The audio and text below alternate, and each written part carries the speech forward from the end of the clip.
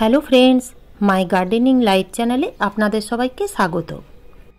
আজকে আমি একদম সহজ পদ্ধতিতে প্লাস্টিকের প্যাকেটের মধ্যে মাত্র 32 দিনের মধ্যে ধনেপাতা চাষের খুব সুন্দর একটা পদ্ধতি এই ভিডিওতে দেখতে পাবেন।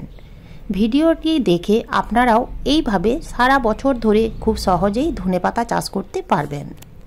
এখানে আমি একটা আটার প্যাকেট ফোল্ড করে নিয়েছি এবং এই প্যাকেটের নিচে কয়েকটা ছোট্ট ছোট্ট ছিদ্র করে নিয়েছি।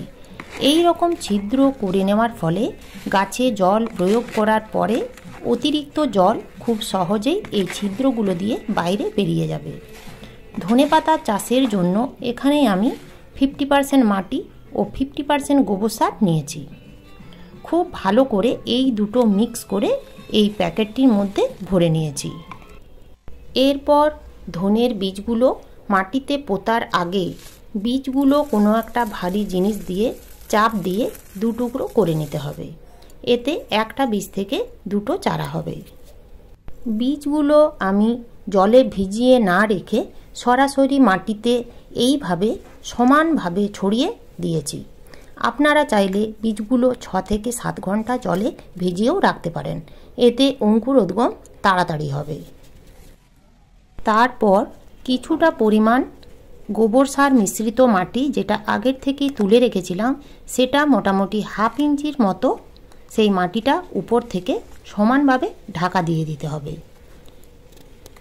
এরপর ওপর দিক থেকে অল্প অল্প করে জল দিয়ে মাটিটা ভিজিয়ে দিতে হবে। জল দেওয়ার পর যদি ধনের বীজগুলো উপরে দেখা যায় তাহলে কিছুটা পরিমাণ সারযুক্ত মাটি আবার দিয়ে ঢাকা দিয়ে দিতে হবে। এইভাবে শুকনো অবস্থায় বীজগুলো লাগালে প্রত্যেক দিন একবার করে জল দিয়ে ভিজিয়ে দিতে হবে। তাহলেই দেখবেন 6 থেকে 7 দিনের মধ্যেই বীজ জার্মিনেশন হয়ে যাবে। ধনের বীজ পোতা কমপ্লিট। এখন এই প্যাকেটটিকে হালকা রৌদ্রের মধ্যে রাখতে হবে।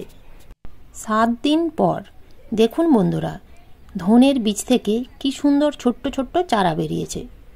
সব বীজ থেকে চারা বের হয়নি, তবে 2-1 দিনের মধ্যে সম্পূর্ণ চারা বেরিয়ে যাবে। ওপরের মাটিটা যখন দেখবেন হালকা শুকিয়ে গেছে তখনই খুব সাবধানে জল দিতে হবে। বীজ পোতার 15 দিন পর দেখুন বন্ধুরা, সব চারাগুলি বেরিয়ে গেছে।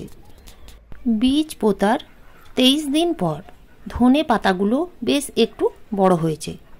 এই সময় আমি পাতলা করে সরিষার খোল পচানো তরল সার দিয়েছি।